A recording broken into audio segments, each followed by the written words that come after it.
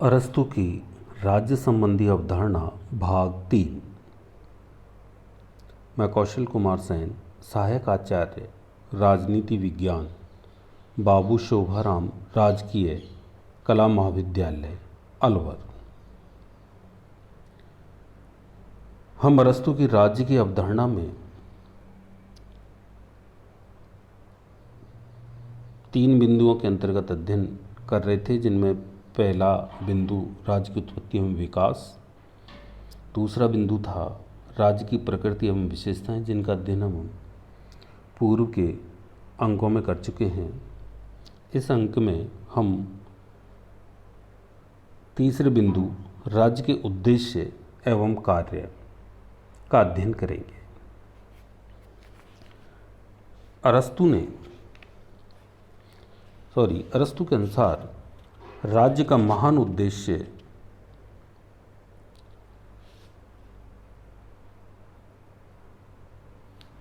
है व्यक्ति को नैतिक जीवन प्रदान करना। इस संबंध में अरस्तु कहता है कि राज्य का उद्देश्य केवल जीवन संभव बनाने की परिस्थितियां देना, रक्षा करना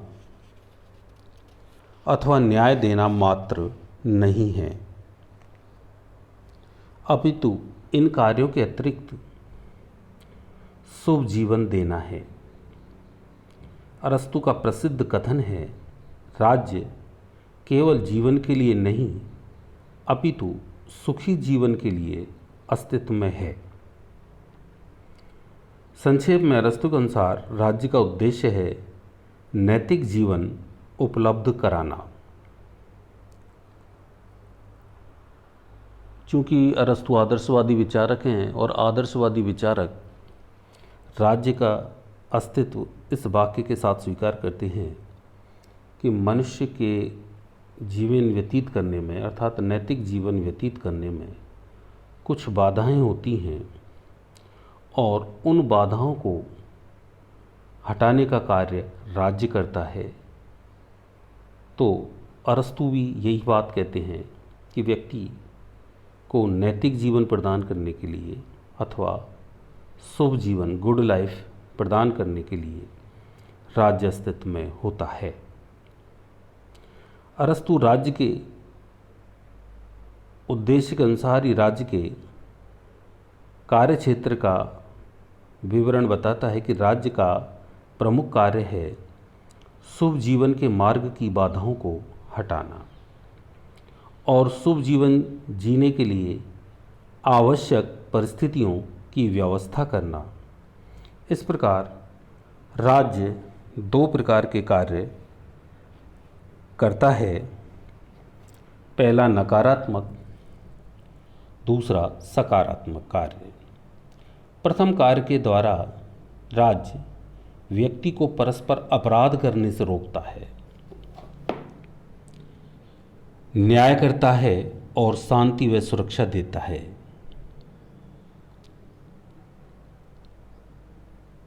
राज्य का दूसरा कार्य सकारात्मक कार्य द्वारा उस वातावरण का निर्माण करता है जिसमें व्यक्ति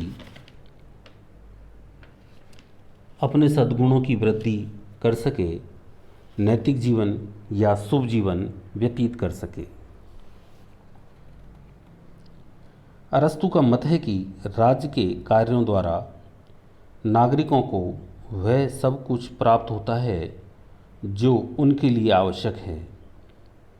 अरस्तु के अनुसार यदि राज्य का पूर्ण विकास होता है तो स्वतः ही उसमें व्यक्ति का भी पूर्ण विकास हो जाता है।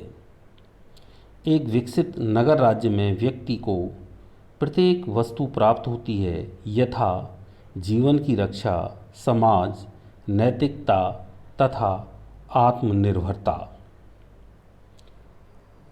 अरस्तु की राज्य संबंधी अवधारणा की आलोचना। पहला, राजनीतिक तत्व की उपेक्षा। अरस्तु ने राज्य की उत्पत्ति के बारे में केवल समाज शास्त्रीय पक्ष का उल्लेख किया है। वह राज्य को परिवार तथा ग्राम जैसी सामाजिक संस्थाओं से विकसित संस्था मानता है उसने राज्य की उत्पत्ति में सहायक शक्ति एवं राजनीतिक चेतना जैसे राजनीतिक तत्वों के योगदान का उल्लेख नहीं किया है। दूसरा, प्रथम सामाजिक संगठन परिवार नहीं। अरस्तु ने राज्य की उत्पत्ति के विवरण में पुरुष प्रधान परिवार को सबसे पहली सामाजिक इकाई बताया है, किंतु आलोचकों का मत है कि समाज की सबसे पहली इकाई समूह थी और एक लंबी सामाजिक प्रक्रिया के बाद ही उस परिवार की स्थापना हुई जिसे अरस्तु सामाजिक जीवन की प्रथम इकाई मानने की भूल करता है।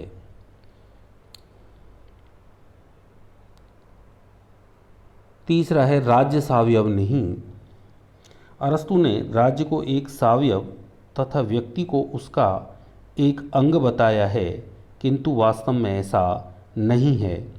व्यक्ति की चेतना राज्य से अलग एवं स्वतंत्र है, वह राज्य रूपी शरीर का अंग मात्र नहीं है। चौथी विशेषता, राज्य व्यक्ति से पूर्ववर्ती नहीं। अरस्तु ने राज्य को व्यक्ति से पहले का बताकर राज्य के महत्व एवं अधिकारों में अनुचित वृद्धि की है। इससे राज्य साध्य और व्यक्ति साधन बन जाता है। आलोचकों के अनुसार व्यक्ति के लिए राज्य बना है, अतः व्यक्ति से पहले राज्य की धारणा उचित नहीं है। अगला बिंदु है राज्य विवेक की उत्पत्ति नहीं। न केवल राज्य की उत्पत्ति अपितु राज्य को बनाए रखने में भी शक्ति के तत्व का महत्व है।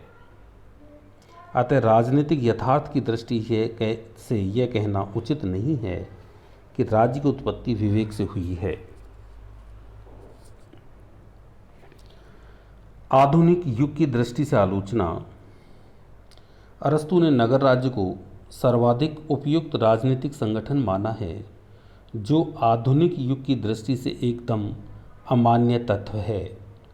इसके साथ ही उसने राज्य को स्वयं में पूर्ण तथा आत्मनिर्भर संस्था बताया है, किंतु वर्तमान अंतर्राष्ट्रीयता के युग में उसकी इन मान्यताओं को स्वीकार नहीं किया जा सकता है।